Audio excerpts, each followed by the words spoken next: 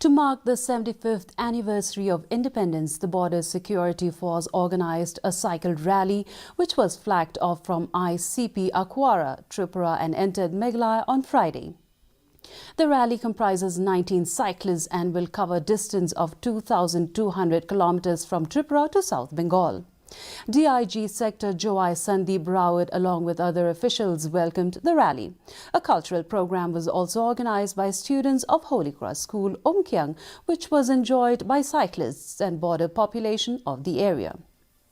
The rally throughout its journey will convey the message to create a sense of security among border population, awareness about stopping trans-border crimes, ill effects of drug use and to motivate the youths to join Border Security Force.